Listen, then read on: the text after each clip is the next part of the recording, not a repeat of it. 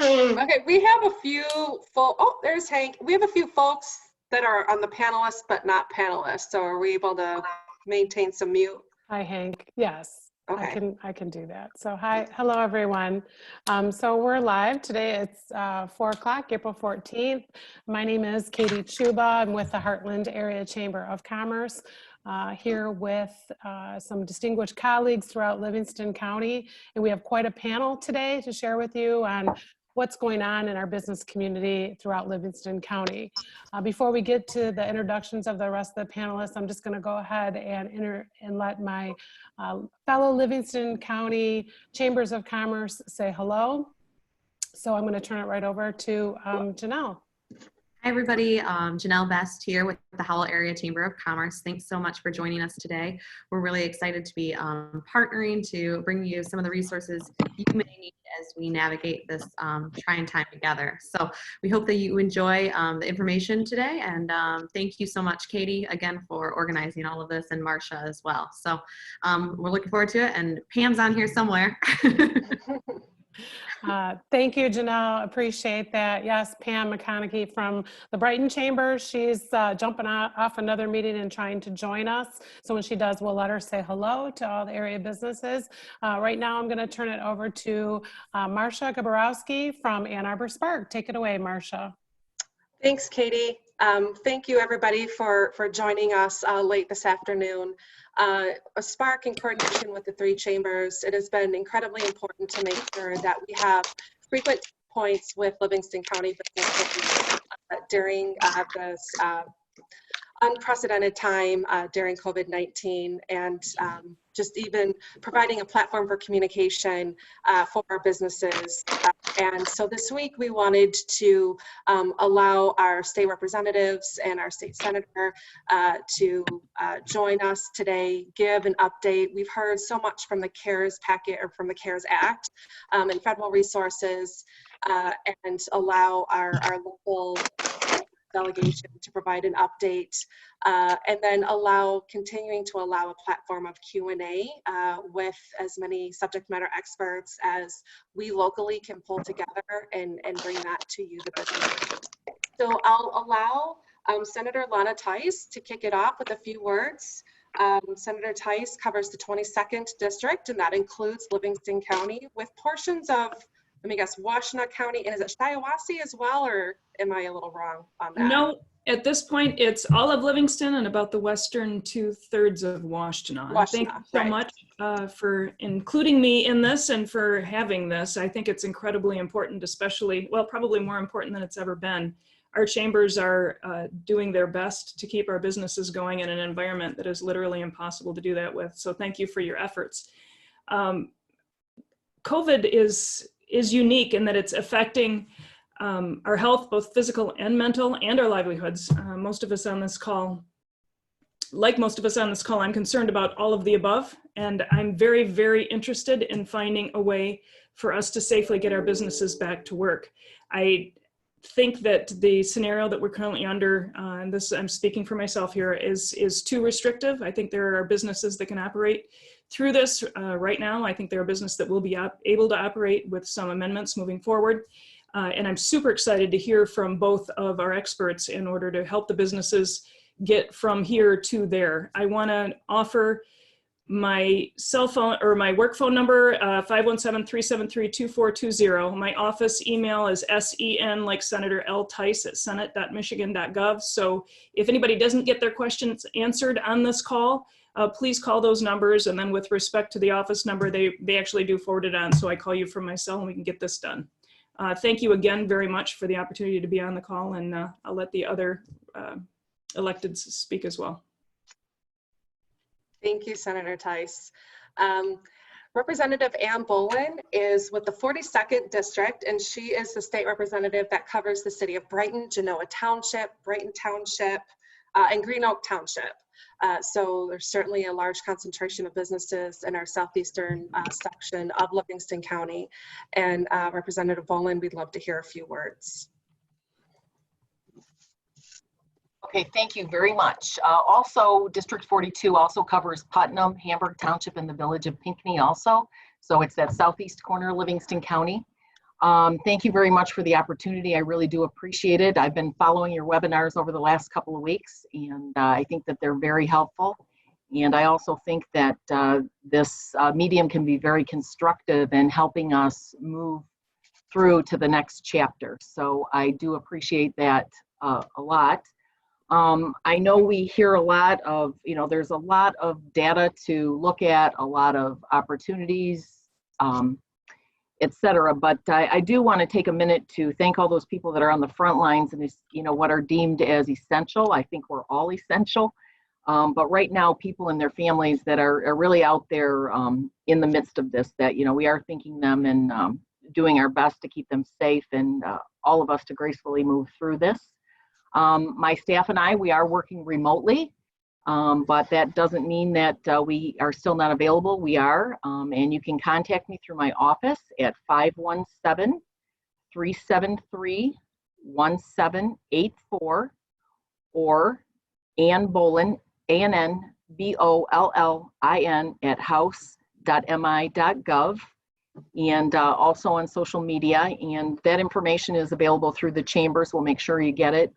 But if there's anything at all we can do to help coordinate, find answers, you want to provide input, it's always welcome. So I look forward to hearing from the businesses today and our experts. So thank you again. Thank you, and I'm going to interrupt real quick. We have, unfortunately, I think a link was shared by Pam at Brighton to everybody as panelists. So a lot of people are coming in as panelists. Somebody is sharing their screen. So if you all could look down and we're on screen sharing and stop your screen sharing, that would be very appreciative.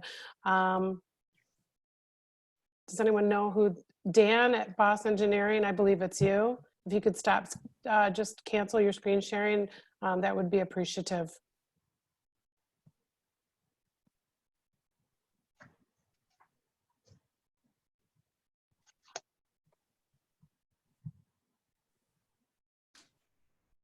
And I'll just solve the problem. There you go. Okay, thank you. Ann, very much. And last but certainly not least, Representative Hank Vaupel is with the 47th District State Representative. He does cover the city of Howell, Howell Township, the northern part of Livingston County, Fowlerville, Cohocton, all the way down and east to Osceola and Heartland. So another the other half of Livingston County, and a few words, please, Representative Vaupel. Well, thank you, Marcia, and thank you to the chambers for hosting this. I think this is really an important thing to do. And thanks to everybody that tuned in, and also to our first responders. We just can't thank them enough. But these are truly unprecedented times, and they're times that are dangerous times, and they're times that nobody really wanted to be in. And we're seeing some incredible numbers of sick people. We're seeing some incredible numbers of death. Just to put the situation in perspective, there have been over 1 million confirmed cases worldwide, with over 119,000 deaths. In the US, we have over 580,000 confirmed cases and 23,000 deaths. And in Michigan, as of yesterday, we had over 25,000 confirmed cases and 1,600 deaths. So this is not something that is to be taken lightly. However, we all want to get our economy going. We want to get back to work. And I just wanted to say a few words about what is going on and why.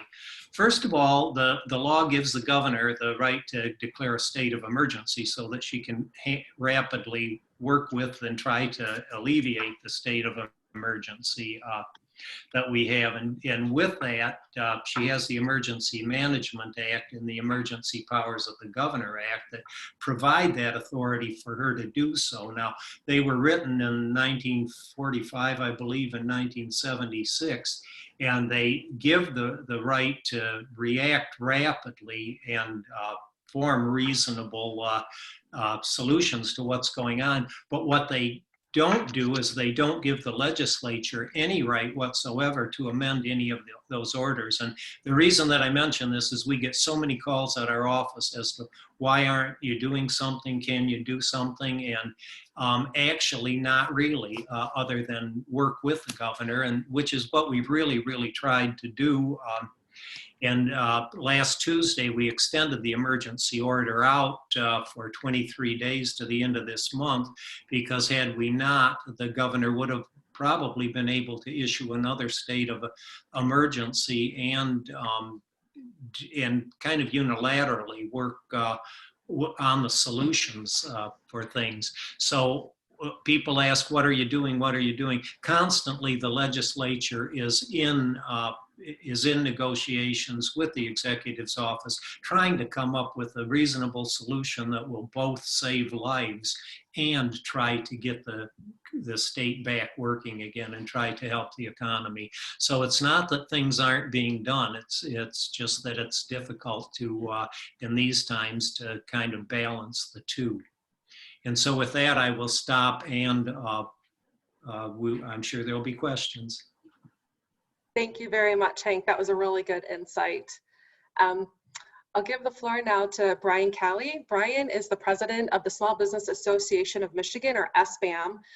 And over the past few weeks, SBAM has remained very knowledgeable and has stayed on top and up to date with federal resources, including the CARES Act, and is quite a subject matter expert in a lot of the programs. And so, Brian, if you have the ability to, what's the latest and greatest?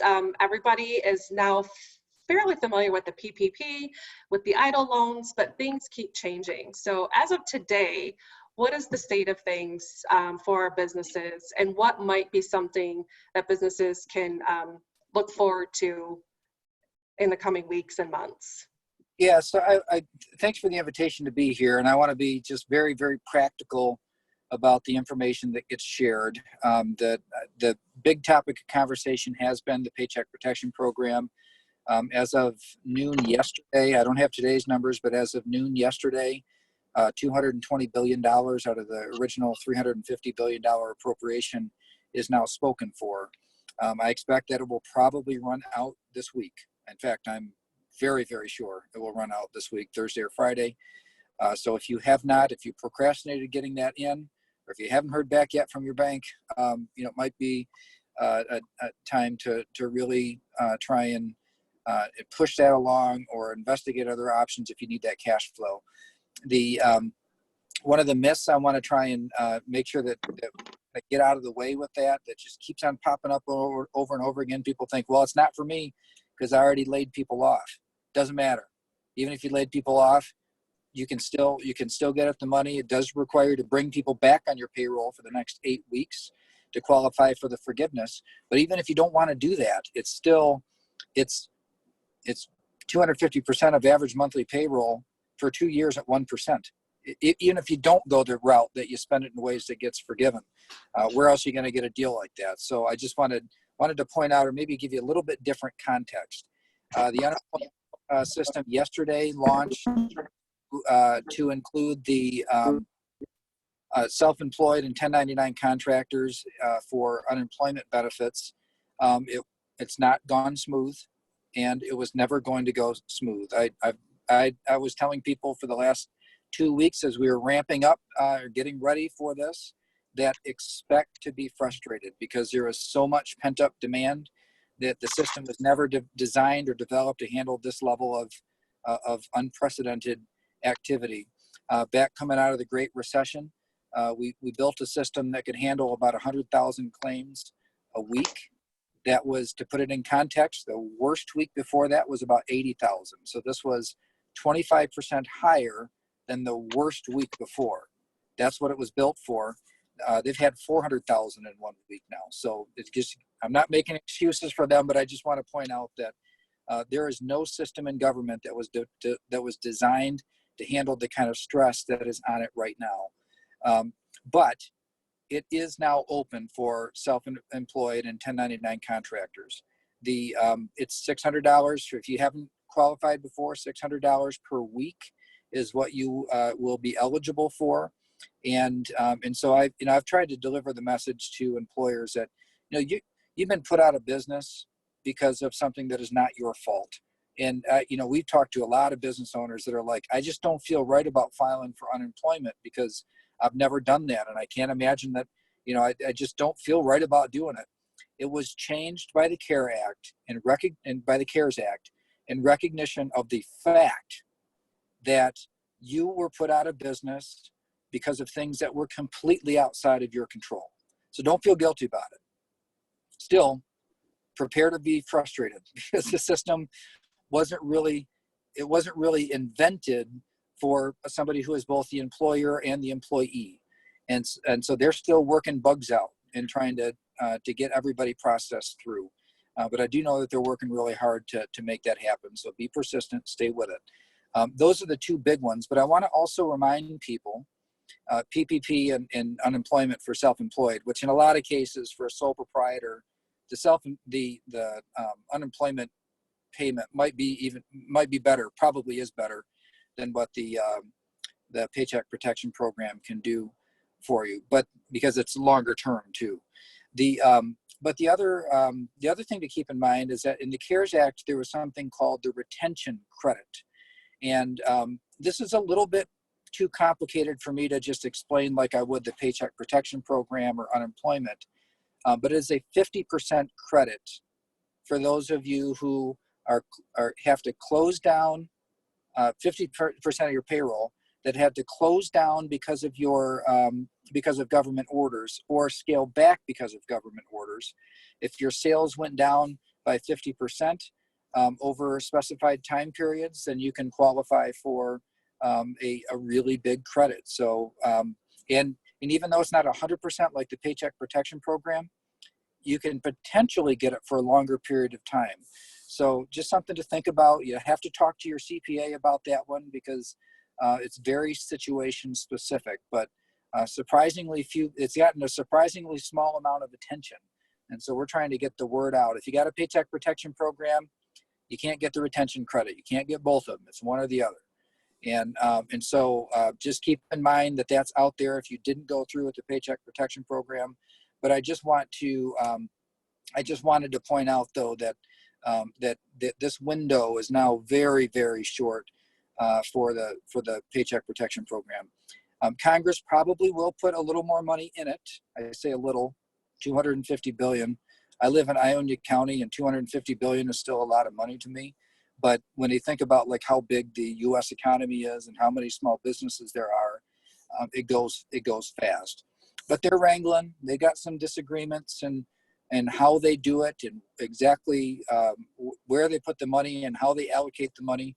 It's never as simple as it seems like it should be. So we're hopeful at the Small Business Association of Michigan. We are hopeful that Congress will replenish the fund quickly so that we don't have too much of a gap between when this current allocation runs out and when everybody else that's been still waiting to get for their place in the line to come up, that they have a chance at it too. So I've got a lot of thoughts in reopening too, but I don't want to just dominate the whole conversation. We do have, May 1st is the first day that the existing executive order would be lifted. It's not going to be a light switch. I mean, we're trying to prepare people that when things start rolling back in, it's going to be staged.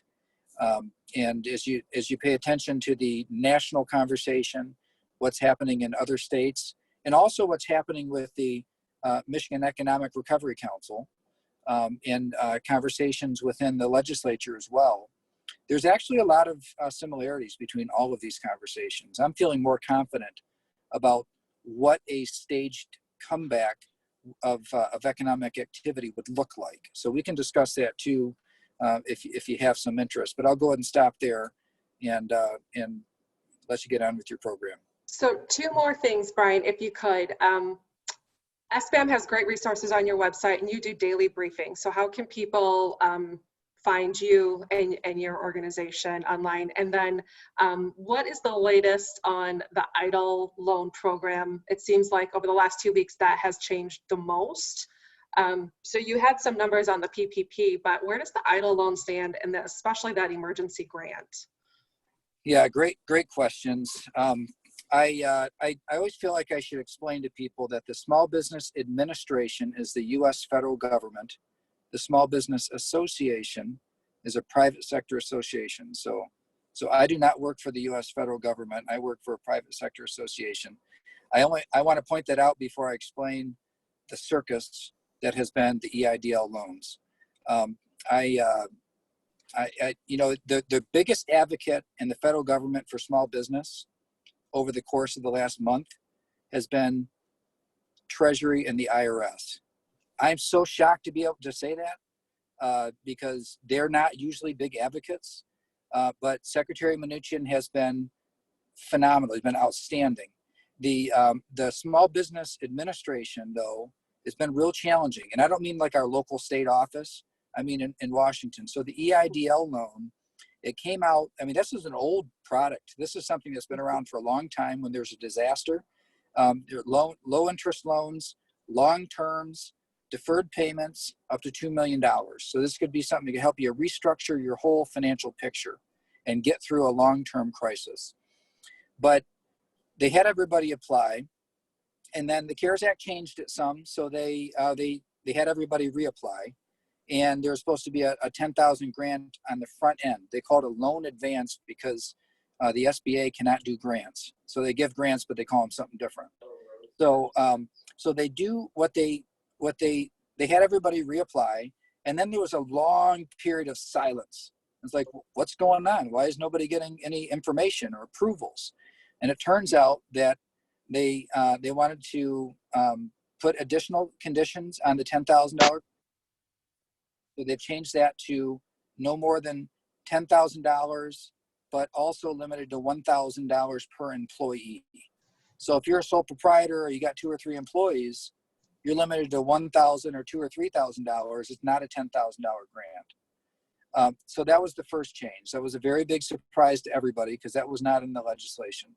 The second change was there's not really enough money to do $2 million loans. So instead of $2 million being the cap will be $15,000. And I mean, a lot of people, you just pulled the rug out.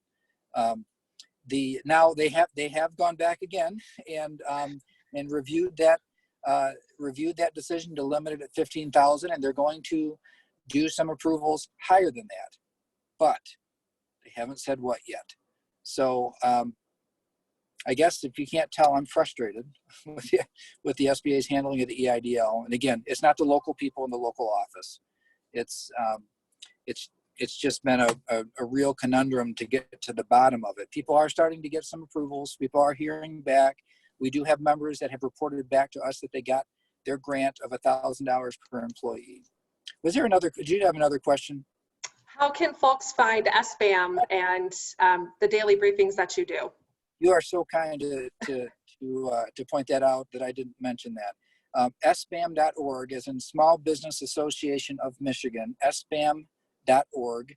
And there's a dedicated COVID-19 resource site, and we're constantly collecting, sifting, curating, and interpreting information, and then providing it to everybody. So it's an open, free platform. We're a membership organization, but like a lot of other organizations, we've kind of dropped all that and just are trying to be a resource for everybody. And so that we also do daily briefings. So every day at 3:00, I and others on the team at SBAM, we talk about everything that's happened in the last 24 hours. And we've been doing that for over 3 weeks in a row now. And I wondered, is there enough content? And there has always been enough content because the changes in the last the last 24 hours are always more than what we can fit in a half-hour briefing. They have been very good briefings, so thank you for all that you're doing. And I know that Ann Arbor Spark, we also use the SBAM resources as well as referrals. So thank you again. And then last but certainly not least, One of the other additional reasons why we wanted to pull this communication platform together is so many people have questions on unemployment and working with the unemployment agency. The CARES Act changed so much and opened the unemployment benefits to so many businesses and business owners that a lot of that began this week. And so we're so thankful to have Sean Egan joining us. Sean is the Director of Labor with the Department of Labor and Economic Opportunity, or LEO. And Sean, if you are able to give a little bit of an update on unemployment and the process, and take it away from there. I will do my best. We should point out that the two experts are from Ionia County, so that's pretty cool. Your beard's better than mine, Brian. I just can't do it. So my primary role as Deputy Director for Labor is with MIOSHA, Workers' Comp, Wage and Hour, and the Bureau of Employment Relations. But I am also a quote-unquote spokesmodel for UIA, and I've been answering several questions for Brian and his members, as well as across the state, to the best that I can. So if there are questions that come in that I don't know, I will get an answer. But I certainly have much of the background that I need to be able to answer most of the questions I can. As Brian mentioned, as of yesterday, we were over 1 million new unemployment claims in Michigan since March 15th. Certainly the systems, you know, I don't know how big of a system you'd need to be able to handle those kind of claims, but the team over there has been doing great. DTMB has been adding server capacity. UIA has been bringing on, either through contract or recent retirees or otherwise, trying to bring people back engaged. They're working with the Michigan Works agencies to have those folks come in and support the work that they need to do to answer all of these increase in calls. They've set up a dedicated spot for the tech questions. We've been getting a lot of, you know, wrong authentication code, wrong number put in, those types of things to help more quickly solve those. So far, UIA has paid out about $350 million to almost 600,000 Michiganders. We recognize that for those that haven't been able to get into the system, that's little comfort, but people should know that your claim will be backdated to your layoff date. Even if it comes in later. Traditionally, that's not been the case, so that's new. Certainly, the system was not designed at any time to support paying self-employed gig workers 1099s, so that was pretty much all new. And as Brian mentioned, I don't know if I would say prepare to be frustrated, but it's a work in progress, and it is working, and people can apply. The UIA folks have posted a preferred schedule for people to call in. And I'm just kind of scrolling to that to make sure I get it right. So last names A through L would be Monday, Wednesday, and Friday. M through Z would be Sunday, Tuesday, and Thursday. And then we always encourage people to go online and to do it after peak hours, which is typically between 8 p.m. and 8 a.m. The system can handle more claims that way. 90% of the claims are already filed online. That's been, you know, pretty much an online system for a long time with a in-person option at the Michigan Works agencies. The system is working well. Yesterday, the entire state of Michigan had some challenges with server capacity, so it wasn't just UIA, but yesterday we did have a big lag in the system. A lot more claims continuing to come online. But that's been working. They've expanded the days and hours of filing. Many of the questions that I've personally received regarding business and small business specifically is how to use WorkShare. WorkShare is still available to any business that is essential and continuing to operate but needs to cut back staff. You can set up WorkShare programs in a lot of ways. As an employer, you would have a MyWham account with unemployment. You can go in there to set up a WorkShare program. It has to be approved, and you can segregate out your workforce. So if if you're a business and you have multiple departments, you can set up WorkShare for just one department or multiple departments or everybody, depending on how you want to do it. I always encourage employers to shrink it down as much as possible so that if for some reason that piece of your business can't continue to operate, you don't have to try to redo the whole plan. You can just work within that plan. As it relates to the CARES Act and the additional benefit of $600 per week, that applies to any worker receiving unemployment benefits, even if they're partial. So theoretically, I would imagine if you're using the work-share program, those employees could continue to be eligible for that additional $600 benefit. So that piece is out there. I do, on the couple of the other pieces that we're not going to talk that much about today, but I did want to touch on. Don't forget too, under the Families First Coronavirus Response Act, which was before the CARES Act, there are tax credits available too for up to 80 hours of paid leave, as well as tax credits for that extended paid leave benefit. And you can do that right through the IRS. They have information available on how to claim those. There's two pieces to it. One is against future payroll taxes for those businesses that need cash now. They do an upfront credit too to help offset some of those costs. So sometimes when you're struggling and trying to figure out what to do, Brian mentioned a lot of those other tools that are available to help support those payroll costs. That's another one that could buy you a couple of weeks if you needed it and help you provide a benefit to employees that are trying to continue to work as essential employees. Couple other pieces on unemployment I did want to mention. Individuals that are on paid sick leave or other paid leave aren't eligible. Individuals that are continuing to telework aren't eligible. And then individuals who quit work without cause just to get unemployment are not eligible. So that hasn't changed. And we get that question a lot. So that one specifically, do I have to let my workers go? If you're an essential business and they're essential employees continuing to operate, you absolutely do not have to let them just take it off because they want to be off because the unemployment benefits are so good. But if they meet one of those conditions in the executive order, like they have it, they've been exposed to it, they have an underlying condition, you know, those pieces, they have a family care obligation, they will qualify for unemployment benefits. And I know that you're all being mindful of that, but just as a reminder of that. The other question we're getting a lot is, okay, so I laid them off, you know, maybe I'm an essential business right now under the executive order and I need to start calling people back. Can I require them to come back? Same answer. If they meet one of those eligibility requirements, they'll continue to be eligible for unemployment. But as an employer, you can absolutely recall workers to work. If you do, in my role with my OSHA, you do need to be able to work within those CDC guidelines for, to the max, you know, protecting workers in the workplace from exposure to COVID, including the cleaning, hand sanitizing, and those pieces. So we're still working to answer those questions, and it's hard to say absolutely that an employer can just say, come back to work because of those conditions that are included in the executive order. But as an employer, nothing in there has changed your rights as an employer or your management rights other than meeting those certain criteria to qualify for unemployment benefits. So with that, since Brian took up everybody's time, I will.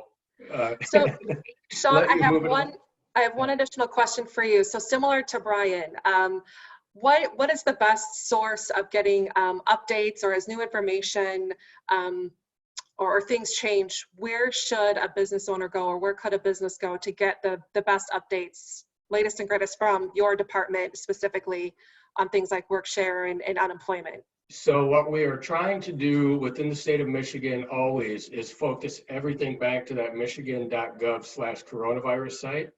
And if you've been paying attention to that site, you've seen it's been updated in the past couple of days to a new format, which in theory makes it easier to use.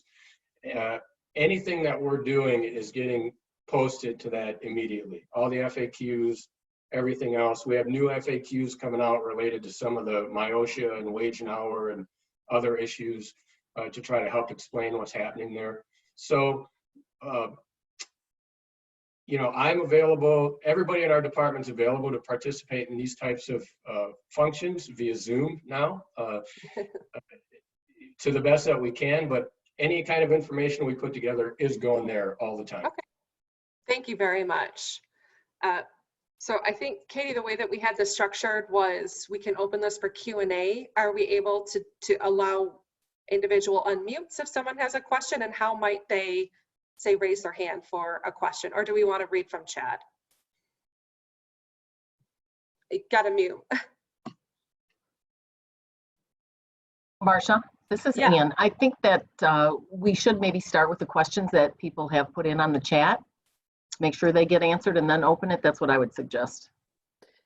Yeah, sorry about the mute thing. Yeah, I like that idea. Thank you, Anne. Thank you, everyone. We do have some questions coming in on chat, which is fine. And then if you want to raise your hand, I do have an attendee that has raised their hand. I can unmute them and they can ask away. All I ask is that if you do ask a question, if you could kind of point the person that you'd like to have answered, might make things go a little expedite things and make things go a little smoother. So thank you. So Marcia, do you want to go ahead and navigate the chat questions? Yeah, so we have one from Diane. She says the PPP, and this might be for Brian, you might know, the PPP doesn't provide payroll to business owners that take draws, correct? We are an LLC and the owner takes draws. That's right. It's set up like if you were an owner who took draws and you didn't have W-2 wages, in other words, a sole proprietor that might have an LLC or it might just be Schedule C on your tax return, then it's just your net income average monthly times 2.5. But if you have W-2 wages and you yourself took draws, you can't include your draws in the formula. So I'm not saying I'm happy about that answer, but that's the answer. Thank you. Mary asks, will the next version of PPP include 501c6 organizations? And if so, when would that plan to be rolled out? Would that come under a new act, or is that in conversation at all with at the federal level? Sad to say, I don't see that happening. By the way, SBAM is a C6. I wish it would, but it's no. I think that the CARES Act, that was debated, but for those who are C6s, there's a wide range of things I think they just didn't want to get involved in. Like, for example, we do political work, and I don't think they wanted to provide this to an organization that did lobbying. So that's an example of one of the policy reasons, but it was disallowed in the CARES Act, or I should say it wasn't included in the CARES Act. And by making an additional appropriation, it wouldn't, all that would do is fund the program as it is. It wouldn't change the CARES Act itself. Okay, appreciate that. We have a UIA question. Any advice for individuals receiving a denial and navigating the review process? And what's the timeline for the process being started? So that is one of the bullet points that I missed. So if somebody, you still need to meet the minimum eligibility for Michigan UIA to get Michigan UIA benefits, which would be the earnings over the past couple of quarters, somewhere around $3,700 in a 13-week period. So if you've been denied, depending on what benefit they're qualifying for, folks do not need to apply again. If they've already put that in there, determination has been made. UIA is doing sweeps to kind of recapture anybody that's applied that should be eligible for either the $600 federal benefit or Michigan and the $600 federal benefit. So an example that we just dealt with today again was college students who are working outside of the college, right? RAs, there's no income there. They're not going to qualify for probably either benefit. But a college person that's working at a restaurant, let's say, and had enough earnings to qualify for Michigan unemployment, they're still getting denial letters, but there's nothing that they need to do. Michigan UIA is sweeping back in to capture them. So they'll qualify for both Michigan and the $600 federal benefit. So any of those 1099 self-employeds, whomever that's already put their stuff into the system, the sweep is being, we call it a sweep, but they're going back through the claims to try to identify those. If they're still having issues, what they should do is try to log into their MyWham account. And there are new prompts in there to help with tech issues or otherwise. And they can also email directly to the UIA team within MyWham, any of those questions that they're having. But we are aware that, a lot of workers that wouldn't have qualified previously have already gotten a denial, and it scares them to death, which is terrible. But that information's out there that it's okay. It's okay. We're aware, we're trying to fix it, but we have to take them as they come. One thing to add to that too is don't refile. So Right. you filed and then you got denied. And then, so we're trying to shout from the rooftops of any self-employed people, don't create two different files for yourself in Yeah. the system. Make it take longer for you to get approved and through it all. Yeah, and that question comes up a lot. Should I just file a new claim? And the answer is absolutely not. Just roll with what you got, and we're addressing them as quickly as we can. Thank you. Another question, we completed the application for PUA. I don't know if that meant for UIA, but it does not give an area to submit. So it's sitting in draft mode. Please help. That is the $600 additional benefit is PUA. So I'll circle back on that one specifically. Okay. I may have missed it. When will the $600 federal contributions to the unemployment payment be going out? So some employees have not received the $600, only the Michigan amount. Yeah, so Michigan was one of the first, and they basically started this week, and they're retroactive to the week beginning March 29th for those claims that have already been filed. So there was, because that's a federal benefit, there's an agreement that had to be signed, which the governor did, and then there was some DOL, stuff going on that had to be figured out. So that's all done, and they'll start getting included. Thank you. I think we have a question for our elected officials. Someone's asking for an explanation why the most recent executive order is not following the most recent guidance as it relates to critical infrastructure workers. So that in response to the COVID-19, that it does not adopt any subsequent guidance released by the same agency. I can go ahead and handle that if you don't mind. The CISA list, so the Homeland Security came up with a list of critical infrastructure workers, and March 19th was when that was originally developed and released, and most states adopted that, including Michigan. Michigan put kind of a broader standard of necessary to sustain and protect life kind of over that as, say, the state of Ohio. But then Homeland Security went back and then updated that list because their first draft was incomplete. It was basically a first draft, and then they went back and made some adjustments on March 28th. And most states that are relying on the CISA list have updated to March 28th. Michigan has not. And so there are certain types of manufacturing and construction and even like landscaping to the extent that it's for sanitation and pest control and that kind of thing would be allowed. And in the most recent executive order 2020-42, explicitly referred back. And when the governor was asked about that, the answer was because it was more the new one is more expansive. More people could go to work, and they didn't want more people to go to work. They'd rather have less people go to work at this time. So that has caused a lot of there's a lot of fighting back and forth on that, and there still is real time effort to try and get Michigan to adopt the updated CISA guidelines, like most other states have, especially all of our neighbors. Thank you, Brian.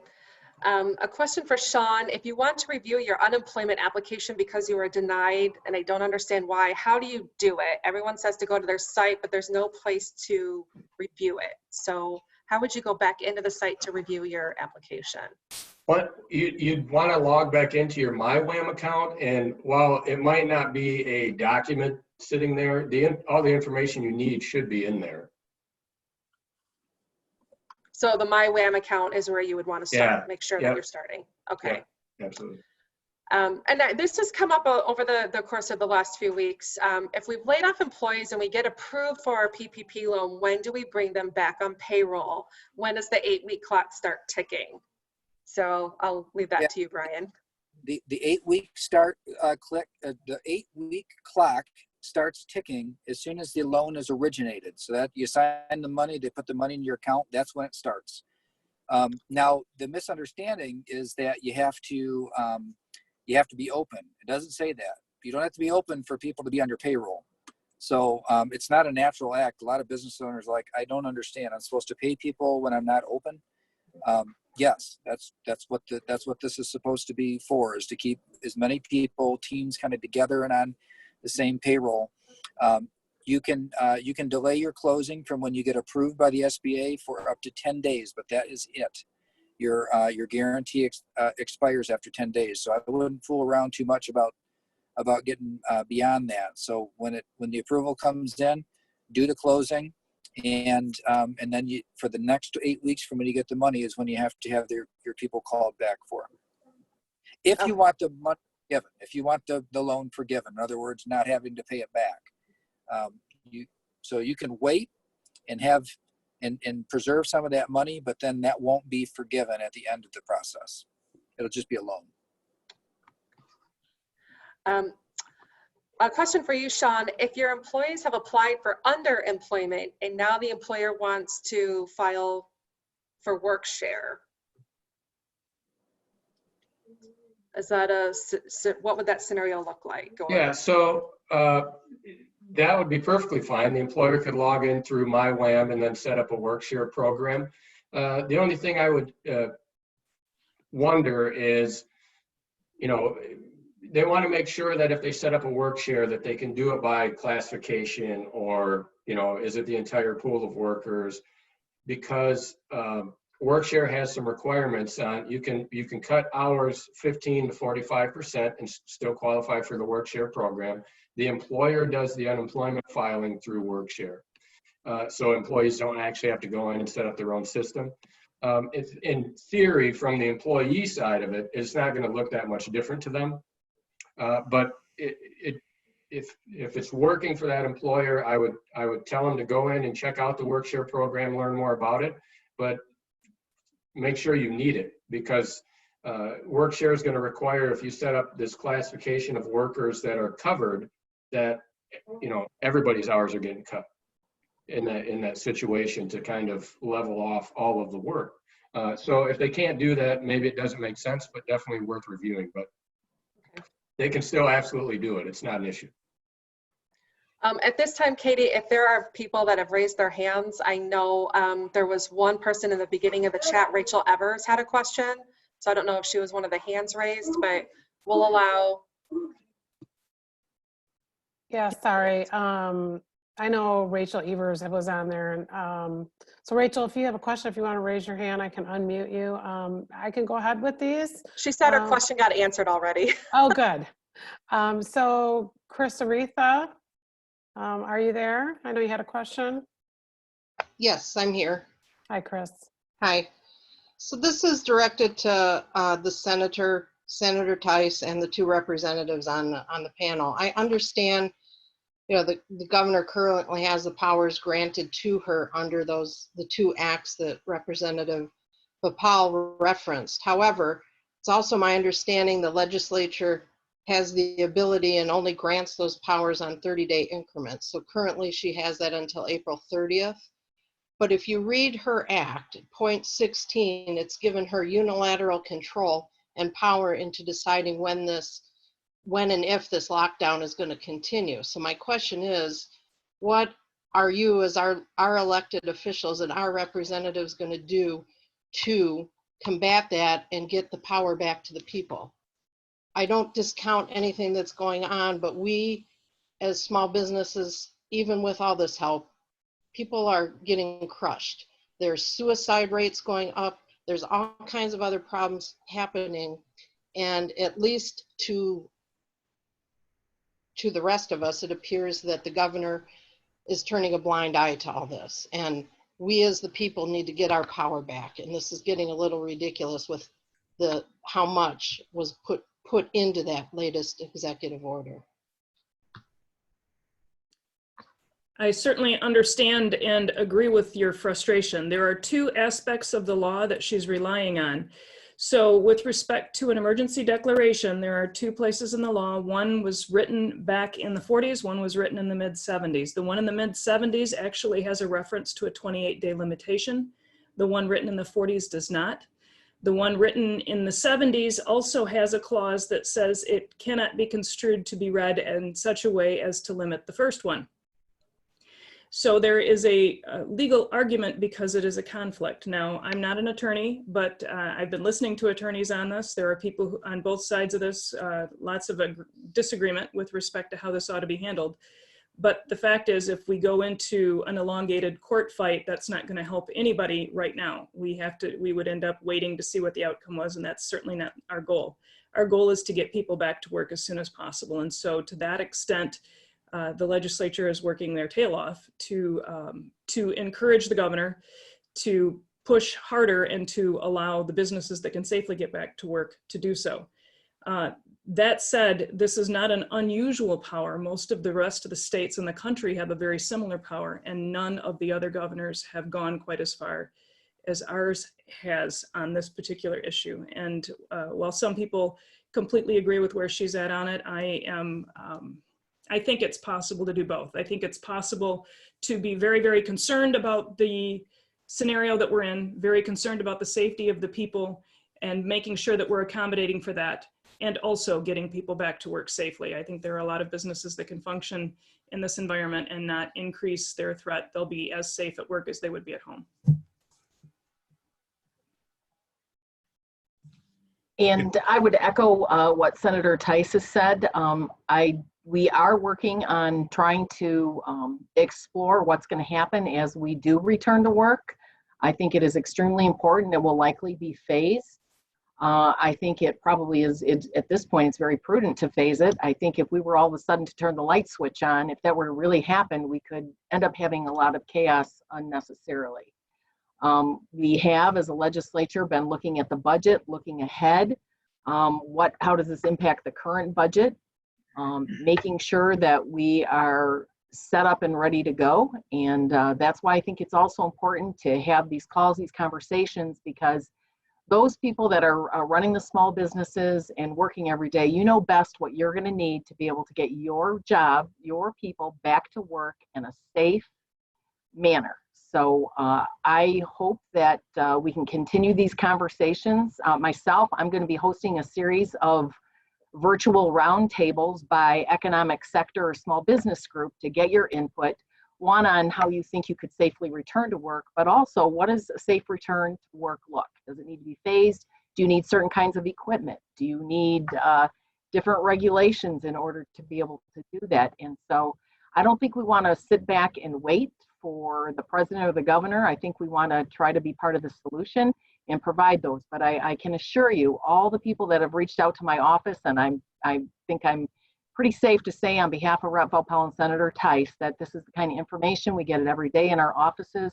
We are really trying to help, to fight on your behalf, and your input is extremely important, and it is not falling on deaf ears.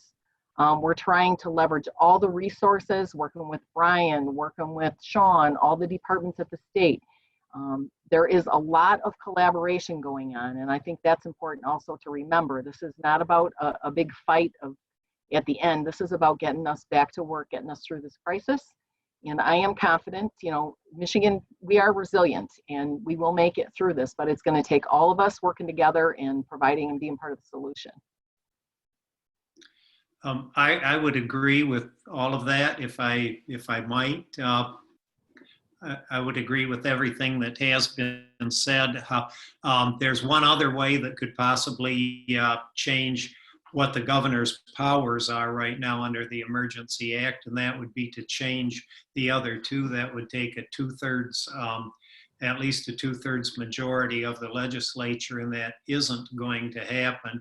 And so I believe that the most prudent way is to try to negotiate as we have been with the governor, to start by having the March 28th CISA rules adopted so that occupations that are safe and can work within CDC guidelines could go back to work. But I think everything else that has been said, we're certainly going to have to phase things in, and it's going to require everybody working together. And I think a very good effort is being made at this time for that.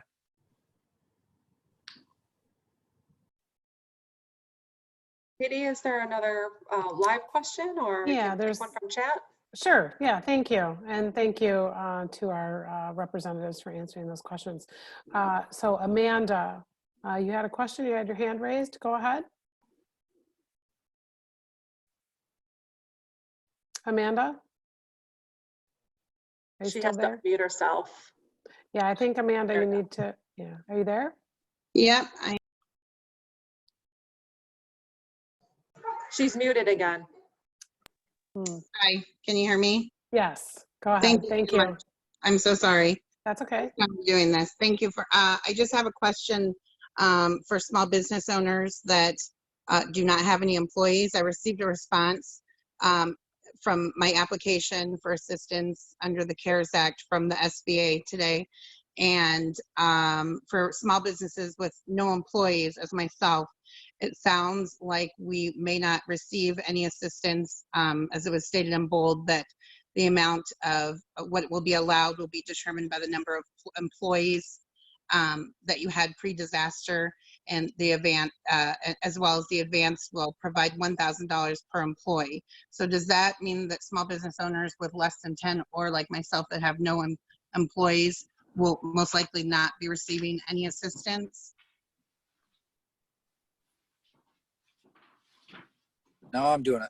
All right, so they didn't put out rules saying, and that email that you got today, and I've seen it. They sent the same one to most applicants today. Mhm. They have not put out rules yet to answer some of what you're asking. First is, do you, when they say employees, technically that means W-2 employees, but I think for the purposes of that, and we're looking for clarification, that you count as at least one. So Yeah. Self-employed person can apply for the EIDL, that's explicit, and in the loan advance as a self-employed person, you should qualify. Was also explicit in the way Congress passed the CARES Act, but they haven't published any rules or guidelines to say to lay it out. You know, that this new requirement of $1,000 per employee it counts for self-employed who have no W-2 employees. But I think the answer is on the advance you're going to be eligible for $1,000, and it's still a mystery as to how to handle the actual loan part, the EIDL, the actual loan part of the equation. Thank you.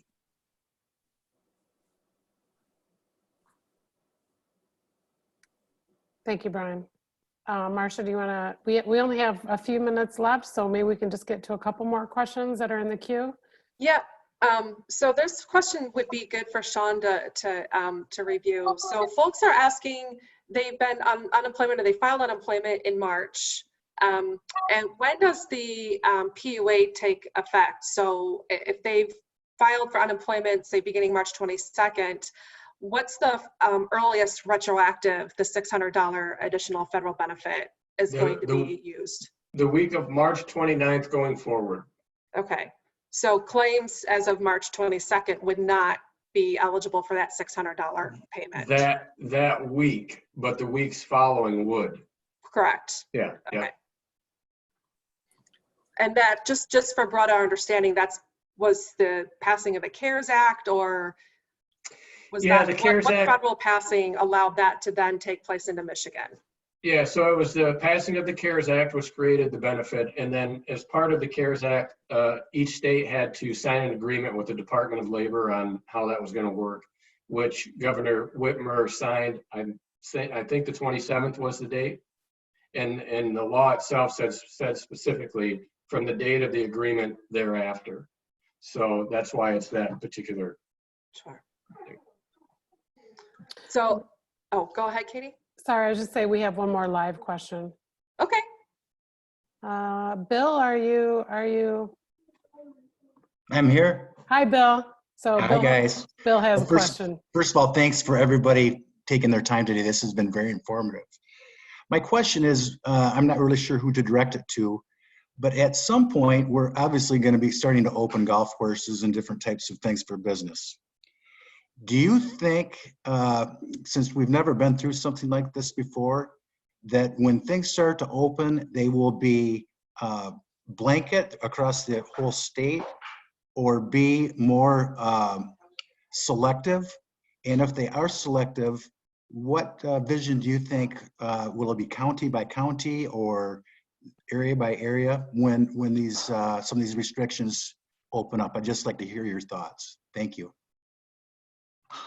I can give a little bit of insight on the group that the governor put together, because our board chair is part of that group. So the Michigan Economic Recovery Council is looking at all of those factors. But generally, they're in terms of type of business, as opposed to looking at SIC codes and hundreds of different business types, they're starting with a facilities type. So you have like manufacturing facilities, and whether you're making furniture or cars, there are certain things that are going to be common to manufacturing facilities. Same for office, same for healthcare.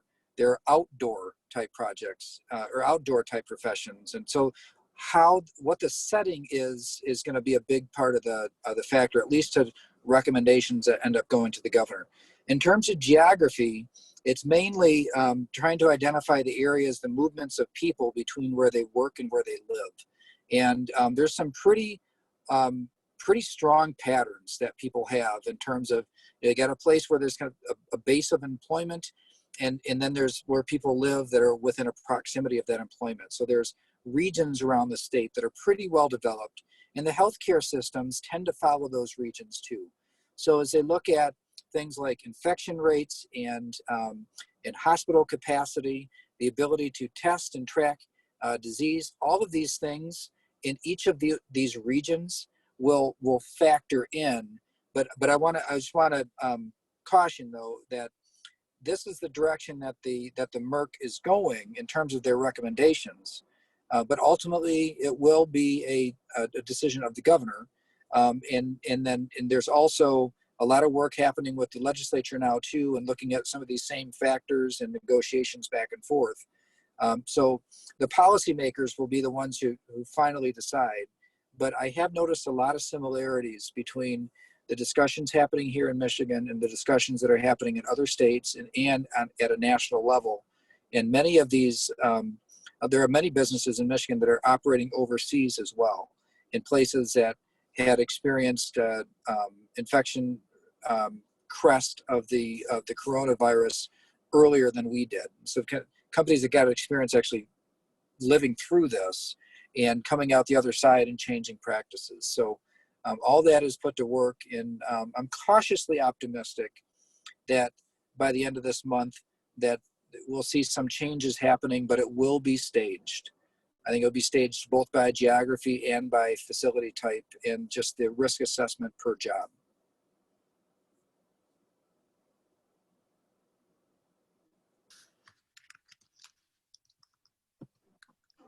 Any follow-up, anything to add from our elected officials to that point? I was going to jump in. Seeing in Lansing, or Sean, sure. Yeah, if I could briefly, I just, I can't speak for the governor, but I can tell you that with my role working with MIOSHA and the others, you know, we're engaged in that process too, as well as with the Economic Recovery Council. We're going to be working with the Senate work group that's looking at these issues too, to talk about, you know, what pieces need to be there and all that kind of stuff. We started talking about how you restart this thing. The first week of the original order was pretty much how do you move 50,000 state employees out of their buildings. So that took a lot of time, but it was immediate to, okay, here's where we are. What does it look like there? So that work is happening, and I think Brian's right that a lot of it looks similar. There's a lot of great research coming out of U of M and other places kind of guiding these efforts, but certainly, you know, we'll keep it moving forward. Marcia, I'd like to add to that I think it's important for people to know we are going to work very, very hard to get back into play, but this is taking a toll on people, not just that, you know, we're confined to our homes and these stay-at-homes. It's going to take a mental toll on people, and people are going to be scared, apprehensive, you know, what's going to happen, what does school look like, what does daycare look like, but there has been a mental health hotline that's been established. And I do want to take the opportunity to give that number out, and that is 733-7753. And we'll certainly provide that to you to share with people, but I think it's important that we need to make sure that people know that they can reach out. Other people are going through the same thing. And, you know, we want life to return to normal, but we also are going to be redefining a new norm. We did this after 9/11. We will do this again. I'm confident that we can make it through this. But also, there are a lot of numbers and resources being thrown out there. People can also always remember to dial 211. Is another resource that's available. Just, you know, looking for resources, and it's a clearinghouse, and it's kept up to date daily. And so that's another way for people to get help, ask questions, and get pointed in the right direction besides coming to one of our offices. Yeah, that is very valuable information. Thank you so much, Anne. I think with that, Katie, we were talking, we've got the questions, additional questions through chat, and we can work perhaps to get some of those answered as follow-up to this conversation. But at this time, I think we want to be respectful of everybody's times, and Spark and the Chambers will look for content to bring future conversations on a, you know, at least a weekly basis to this audience. So stay tuned for more. And I think with that, if anybody has any last words on the panel. I'd just like to thank everybody for their time. I see quite a few people asking questions about how we are getting people to work. And so I'm more than happy to interact with them if they would like to email or call, interact with them about what my plan is and what I'm hearing coming out of some of the work groups. Yes, thank you, everyone. And I hope all of our panelists, you're okay. I have everyone's contact information. I can certainly send out a follow-up email with your contact information. If I can get head nods, that would be great, that you're okay with that. So we're not going to be able to get to, like I said, all these questions. We are getting a lot of thank yous come in. So again, thank you to our officials, and thank you to our experts. We appreciate your time. It was nice meeting you through Zoom. So with that, we'll go ahead and end. This is recorded, so I will go ahead and, yeah, Sean, it's recorded, watch out. So we'll go ahead and we can distribute those through the businesses and the local chambers, and we'll share them with our panelists if they'd like to share those out, and we'll join forces again in the future to provide more of these beneficial webinars that will help us get back to work. Thank you, everybody. Okay. Thanks. Thank you, everyone. Thank you. Have a great evening, everybody. You too. Bye-bye.